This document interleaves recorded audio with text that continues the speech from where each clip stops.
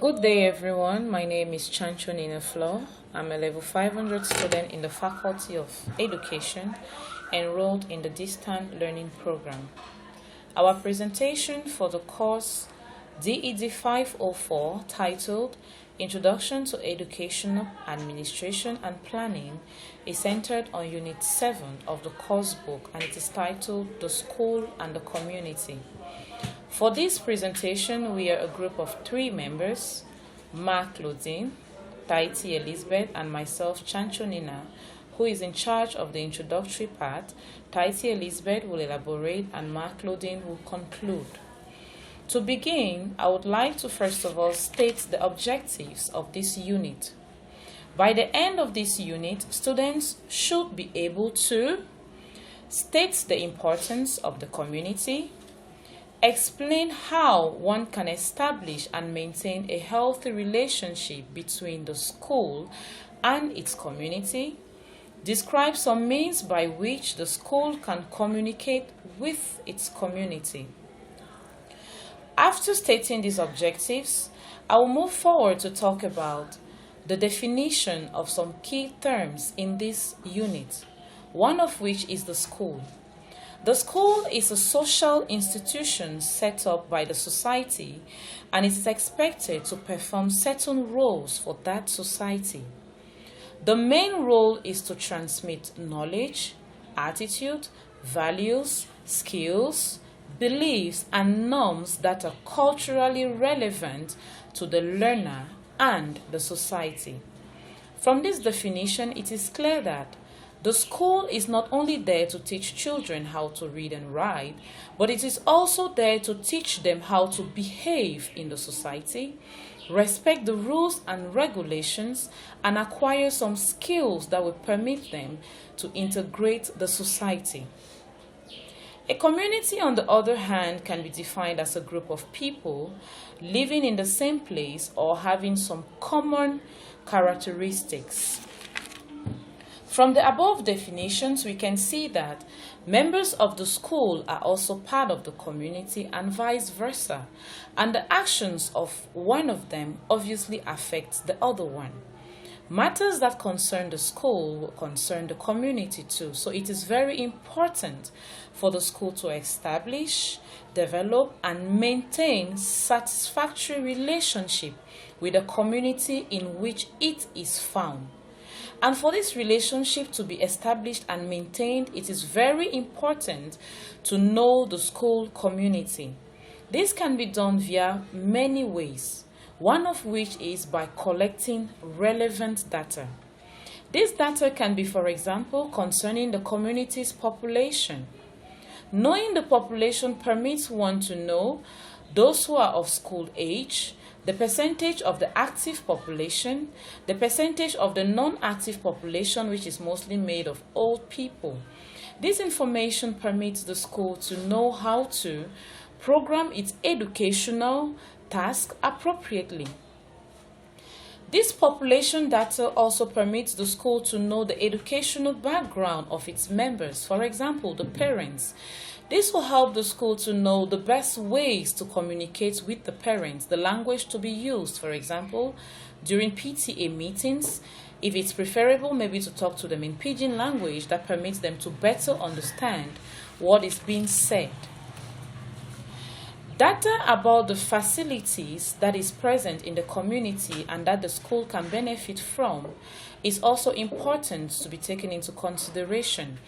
If the school, for example, wants to take its learners for an excursion, maybe to see the river, the mountains, to study the rocks, knowing if the community has those facilities is very important for the school. Another data that is relevant is about the major occupations and the financial strength of the members of that community. This can enable the school to make relevant expectations when it comes to them needing financial help from that community. It would also permit the school to know to what extent the parents can provide the educational needs of their children, like their school fees, their books, their uniforms, and every other thing they need for a smooth education. Generally, the knowledge of the community will foster the relationship between the school and its community. My coursemate Taiti Eliseberth will continue to talk about how to promote the school community relations. Thank you. Good day all. I'm Taiti Eliseberth Yadima, level 500 student, Department of Education and a distant learner. I'll be talking on promoting school community relations. Effective school community relations are vital for creating a conducive learning environment and also promote the overall well-being of students. When school and community work together in a collaborative and a supportive manner, it can lead to improved academic outcomes, enhance students' engagement, and a strong sense of shared responsibility. I will talk about some tips for promoting strong school community relations. 1. Communication. Communication is very important.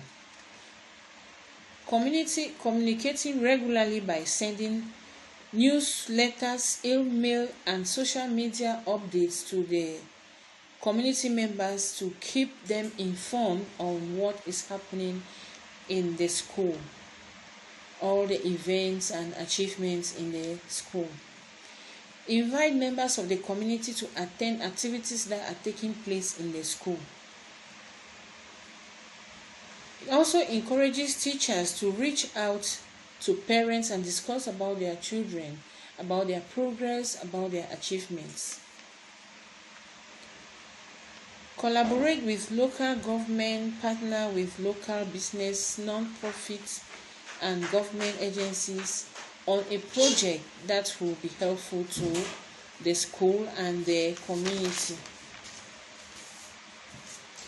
Invite community organizations to use school facilities. The community might have a meeting or an event. You give them access to the school facilities. Build relationships.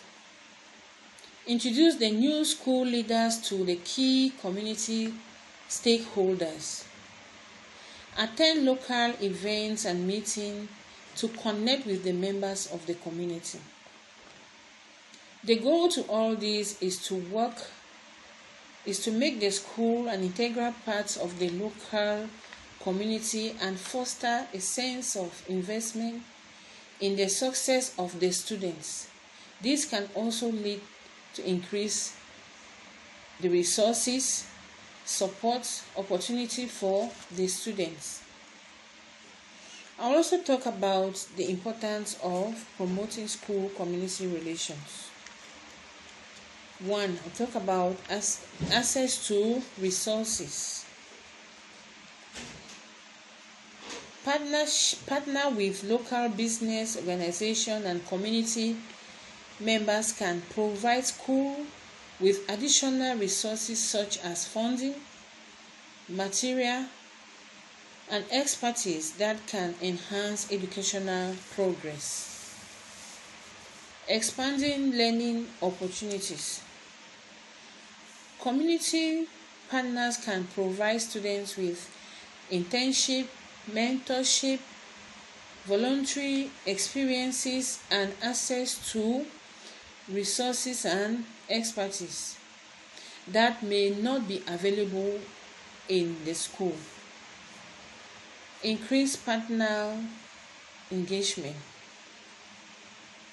Collaborative schools community partnership tends to increase parental involvement in the children's education. The parental engagement is strongly linked to improve students' achievements, improve students' outcome. When schools and community work together, students tend to have better academic performances, high attendance rates, and low dropout rates. The community can provide valuable resources and support that enrich the educational experience. Access to community resources. Schools can lavish community resources such as business, non-profit, government agency, and local organization to supplement their own capacity and better serve students and families. Some other points that can help in promoting school community relations are improved school climate. Positive relations between school and the community can foster a more welcoming and supportive school environment. This can lead to increased students and parents' engagement. Shared responsibility. Community collaborations emphasizes that shared responsibility for education and well-being of the student can lead to a greater sense of investment.